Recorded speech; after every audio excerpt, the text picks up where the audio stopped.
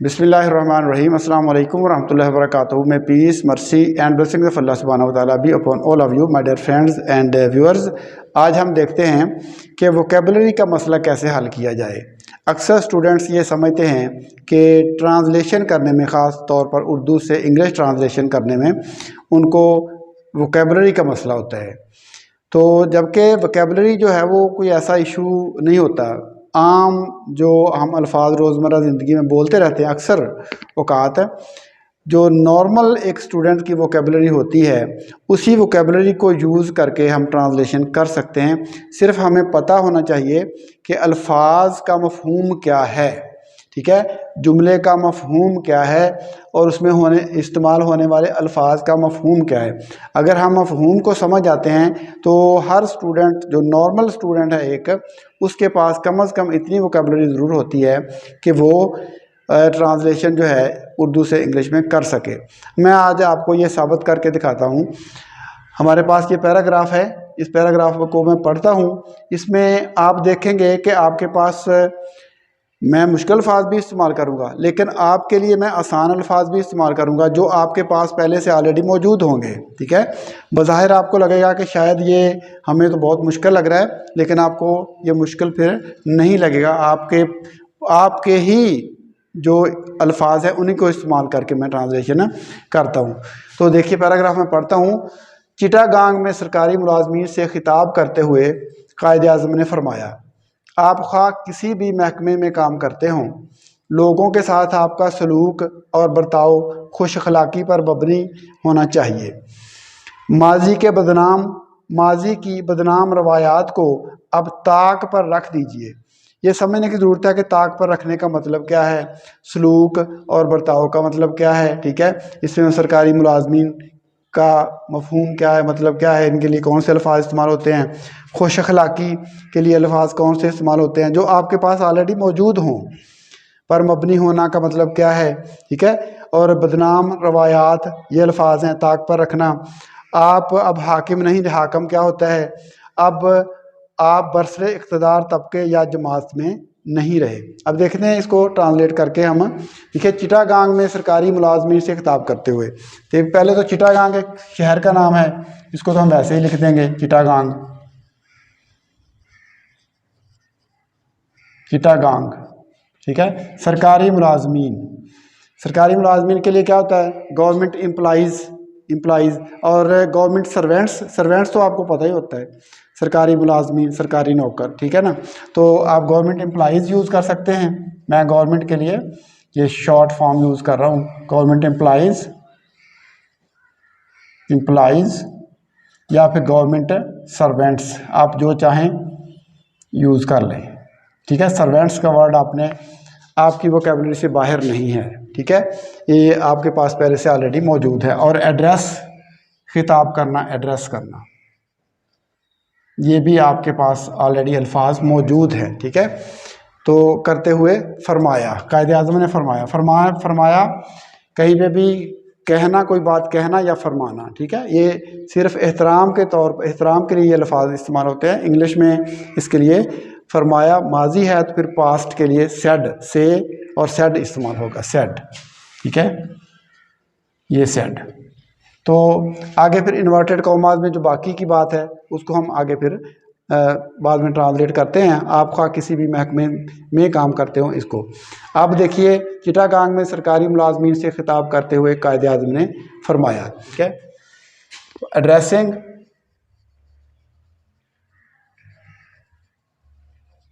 Addressing the government employees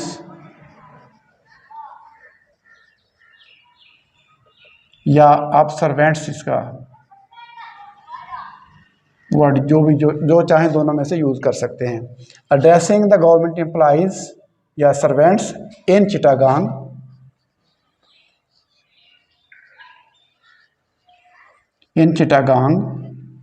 आगे क्या है, कायदे आज़म ने फरमाया, कायदे आज़म सेड,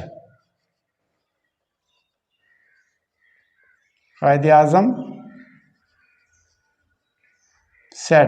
आज़म ने फरमाया, अब ये हमारे पास आगे इन्वर्टेड कॉमास वाली बात आ गई, जो आगे चलेगी अब बात, ठीक है।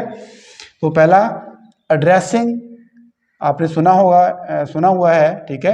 Addressing the government employees servants in Chittagong, Quaid-e Azam said, कायदे आज़म ने फरमाया, आप खा किसी भी महकमे में काम करते हो।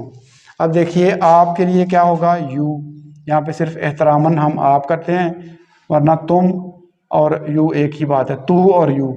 ये यूँ समझ लीजिए कि तू और यू, ये उर्दू में तू और अंग्रेज़ी में यू। तो खा के लिए हमें यहाँ पे कोई लफज इस्तेमाल करने की ज़रूरत ही नहीं पड़ेगी, हम इसको एडजस्ट इस तरीके से करेंगे। और खा का वर्ड जो है यहाँ पे सेंटेंस में कोई ऐसा किरदार भी अदा नहीं कर रहा।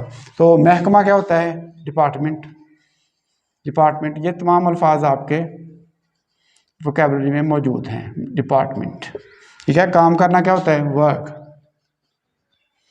वर्क। अब देखिए आपने वट एवर सुना होगा, जिस किसी में, किसी भी महकमे में, किसी भी महकमे में, वट एवर, वट एवर, ठीक है। एक वर्ड होता है वट एवर, किसी भी, यानी जिस किसी में भी, और दूसरा क्या होता है विच एवर, वट एवर और विच एवर। वट एवर और विच एवर में फ़र्क ये होता है कि विच एवर हम वहाँ पे यूज़ करते हैं जहाँ पे हमारे पास ख़ास तादाद हो, ठीक है।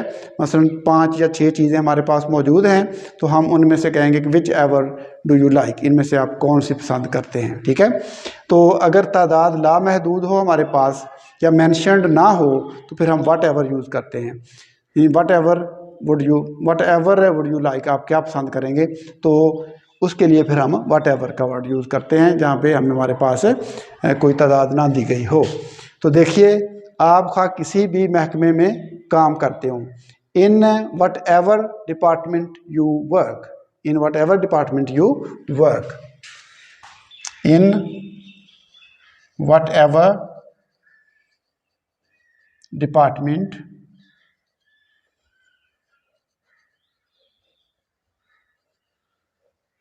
यू वर्क, किसी भी महकमे में आप काम करते हो, लोगों के साथ आपका सलूक, लोग तो पीपल होता है ना, आपको पता ही है, लोगों के साथ विद पीपल, ठीक है, विद पीपल, आपका योर, सलूक, ट्रीटमेंट, ये तमाम लफ्ज़ आपके पास मौजूद हैं, ठीक है। बर्ताव, डीलिंग्स, किसी के साथ बर्ताव करना, डीलिंग करना। खुश इखलाकी, ठीक है। इसके लिए मैं आपको मुश्किल भी और आसान भी दोनों किस्म के अल्फाज बताऊंगा, आप अपने हिसाब से यूज़ कर सकते हैं। इसके लिए वर्ड यूज़ कर सकते हैं आप कर्टसी, ये कर्टसी यूज़ कर सकते हैं आप, ठीक है। ये वर्ड भी आमतौर पे यूज़ होता है, लेकिन हो सकता है आपके वोकैबुलरी में ना हो। और ये सुआविटी, ये भी वर्ड होता है, हो सकता है ये भी आपकी वोकैबुलरी में मौजूद ना हो, लेकिन आपके पास काइंडनेस तो मौजूद है ना, आप काइंडनेस इसकी जगह पे यूज़ कर लें, काइंडनेस। आप अगर काइंडनेस भी आपके जहन में नहीं आ रहा तो पोलाइटनेस तो आपके जहन में आ सकता है, पोलाइटनेस को यूज़ कर लें। ट्रांसलेशन में मफहूम अदा किया जाता है, पोलाइटनेस, पोलाइटनेस, पोलाइटनेस को यूज़ कर लें। तो अपने हिसाब से अपनी वोकैबुलरी को यूज़ करते हुए आप ट्रांसलेशन कर सकते हैं। मबनी होना का मतलब क्या होता है, मबनी होना का मतलब होता है किसी चीज़ की, यानी बुनियाद से ये लफ्ज़ निकला है, किसी चीज़ की बुनियाद से ये वर्ड जो है वो निकला है। बेस्ड ऑन, आपको पता है बेस बुनियाद होती है, तो बेस्ड ऑन, बेस्ड ऑन। अब हम देखें इसकी ट्रांसलेशन कर लेते हैं। लोगों के साथ आपका सलूक और बर्ताव खुश अखलाकी पर मबनी होना चाहिए। तो आपका सलूक मबनी होना चाहिए, योर, योर से शुरू करेंगे ना, योर सब्जेक्ट हो गया, आपका सलूक लोगों के साथ, ठीक है ना। योर ट्रीटमेंट एंड डीलिंग्स, बर्ताव के लिए, your treatment and dealings with people should be based, किस चीज़ पर मबनी होना चाहिए? बेस्ड ऑन, इनमें से कोई वर्ड यूज़ कर लें। काइंडनेस, कर्टसी, सुआविटी, पोलाइटनेस, कोई भी वर्ड यूज़ कर लें आप। मैं यहाँ पे ये सुआविटी यूज़ कर लेता हूँ, सुआविटी। तो आपका जो लोगों के साथ आपका सलूक और बर्ताव खुश अखलाकी पर मबनी होना चाहिए। तो यूर बिहेवियर भी, आप इसको भी, बिहेवियर को भी यूज़ कर सकते हैं यहाँ पे, ठीक है। बर्ताव के हवाले से, सलूक के हवाले से आप बिहेवियर को भी यूज़ कर सकते हैं वर्ड को। तो यानी ऐसे अल्फाज आप ट्रांसलेशन में यूज़ कर सकते, मफहूम अदा करना होता है तो इनको यूज़ कर सकते हैं। देखिए, तो your treatment and dealings with people should be based on sovereignty, या पोलाइटनेस आप यूज़ कर लें, या काइंडनेस आप यूज़ कर लें अपनी वोकैबुलरी के हिसाब से। वोकैबुलरी का मसला आपका इशू नहीं बनेगा। माजी की बदनाम, माजी की पास्ट होता है, पास्ट, ठीक है। ऑफ की ऑफ हो गया, माजी पास्ट हो गया, पास्ट, ठीक है। बदनाम, बदनाम ये वर्ड नोटोरियस, ठीक है। नोटोरियस वर्ड सुना होगा आपने, नोटोरियस, TORIOUS, नोटोरियस, ठीक है। रवायात के लिए क्या होती हैं? रवायात होती हैं ट्रेडिशंस, कस्टम्स भी रवायात ही होती हैं। ट्रेडिशंस कर लें, कस्टम्स कर लें, जो आपके जहन में आ रहा है, आपकी ये वोकैबुलरी में मौजूद ऑलरेडी होंगे ये ट्रेडिशंस, ट्रेडिशंस, ठीक है। को अब, ठीक है, अब ताक पर रख देना चाहिए। मतलब क्या है? ताक पर रख देना चाहिए, उनको छोड़ देना चाहिए, ठीक है। तर्क कर देना चाहिए। अगर यहाँ पे तर्क कर देना होता तो शायद आपके लिए आसान होता, ठीक है। तर्क करने के लिए आप वर्ड क्या यूज़ करते हैं? अबैंडन, अबैंडन वर्ड यूज़ करते हैं, अबैंडन। और अगर आप फ्रेजल वर्ब यूज़ करें यहाँ पे तो गिव अप, ये भी आप आम तौर पे यूज़ करते हैं, ठीक है। गिव अप, गिव अप, ठीक है। चूंकि ये क्या है? कर देना, रख दीजिए, एक बात कही गई है कि ऐसा काम आप कर दीजिए, करें, आप करें। तो यहाँ पे हम वर्ब को पहले यूज़ करते हैं, तो हम गिव अप को या अबैंडन को पहले यूज़ करके बाकी का जुमला उसके बाद में बना देते हैं, ठीक है।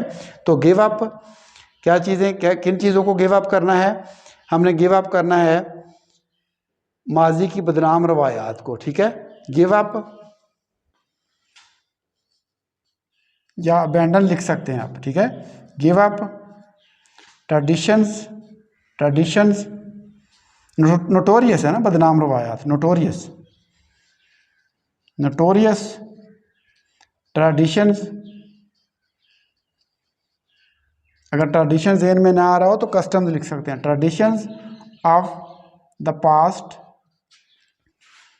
ऑफ द पास्ट, माजी की कौन सी? बदनाम, नोटोरियस, ठीक है। नोटोरियस रवायात को अब ताक पर रख दीजिए, उनको छोड़ दीजिए। Give up, give up notorious traditions of the past, माजी की जो नोटोरियस ट्रेडिशंस हैं उनको आप गिव अप कर दीजिए, गिव अप कर दें, ठीक है, छोड़ दें उनको।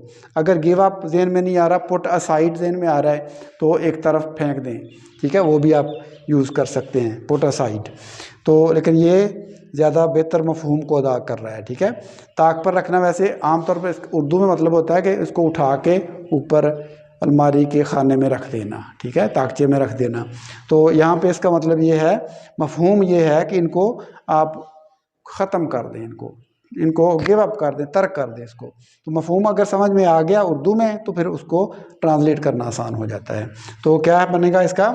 Give up notorious traditions of the past. यहाँ पे आगे देखिए, अब आप हाकिम नहीं रहे, अब का मतलब नाउ हो गया, ठीक है। नाउ आपका मतलब यू हो गया। हाकिम कौन, क्या होता है? रूलर होता है, ठीक है। ये तमाम वर्ड आपके पास मौजूद हैं। नहीं रहे, no more, no more.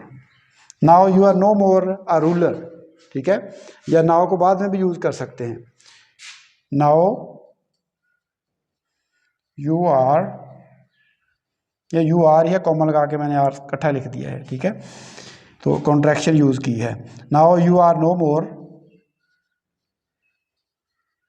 A ruler, अब आप हुक्मरान नहीं रहे, ठीक है ना। You are no more a ruler, अब आप हुक्मरान नहीं रहे। अब देखिए, अब आप बरसरे इक़्तिदार तबके या जमात में नहीं रहे, ठीक है। अब देखिए, आपका मतलब तो नाउ ही हो गया, आपका मतलब यू हो गया बरसरे इक़्तिदार, ठीक है। रूलिंग, रूलिंग तबका क्या होता है, क्लास को हम कर लेते हैं रूलिंग क्लास, ठीक है। और जमात क्या होती है, पार्टी। और या के लिए और इस्तेमाल करते हैं, में नहीं रहे। अब नो मोर को भी आप यूज़ कर सकते हैं, नो मोर को भी यूज़ कर सकते हैं। मैं इसको 2-3 तरीक़ों से आपको बताता हूँ कि किन किन तरीक़ों से आप ये सेंटेंस ट्रांसलेट कर सकते हैं, ठीक है।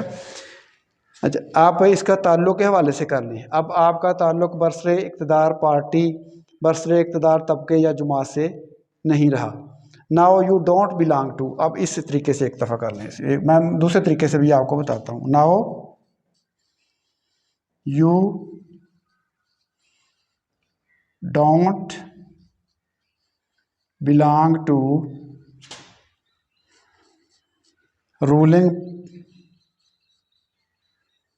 क्लास और पार्टी, यानी अब आपका ताल्लुक रूलिंग बरसरे इक़्तिदार तबके या पार्टी से नहीं रहा। यह भी बिल्कुल मफ़हूम आपका सही अदा हो रहा है। या फिर आप दूसरे तरीके से कर सकते हैं, you are you are no more, ठीक है। नो मोर को भी यूज़ कर सकते हैं। अब आप बरसरे इक़्तिदार तबके, जैसे मैंने ऊपर किया है, अब आप बरसरे इक़्तिदार तबके या जमात में नहीं रहे। You are no more, you are no more in the ruling class और पार्टी। ये दूसरा तरीका हो गया, ठीक है। अब आप बरसरे इक़्तिदार तबके या जमात में नहीं रहे। नाउ भी इसमें आ जाएगा, नाउ एंड पे बेशक लगा दें आप, शुरू में भी लगा सकते हैं, एंड में भी लगा सकते हैं। तो you are no more, you are no more, no more in the ruling class और पार्टी नाउ, अब आप रूलिंग क्लास और पार्टी में नहीं रहे। अब देखिए, इस तरीके से you do not have anything to do with, you do not have, इस तरीके से भी आप कर सकते हैं। अब देखिए इसको, अब आपका बरसरे इक़्तिदार तबके या पार्टी से ताल्लुक़ नहीं रहा, तो इसको आप एक तरीका और भी मैं आपको बताता हूँ। You do not have anything to do, anything to do का मतलब भी ताल्लुक़ ही होता है, anything to do with the ruling class और पार्टी। आप किसी भी तरीके से ट्रांसलेशन कर लें, तीनों जुमले ठीक हैं, ठीक है। तो इस तरीके से हम इस तरीके को यूज़ करते हुए हम आसानी के साथ मुश्किल से मुश्किल पैराग्राफ को ट्रांसलेट कर सकते हैं। तो मैं फ़िल वक्त आपसे इजाज़त चाहता हूँ, दुआओं में याद रखिएगा। अल्लाह हाफिज़, अस्सलामु अलैकुम व रहमतुल्लाहि व बरकातुहू।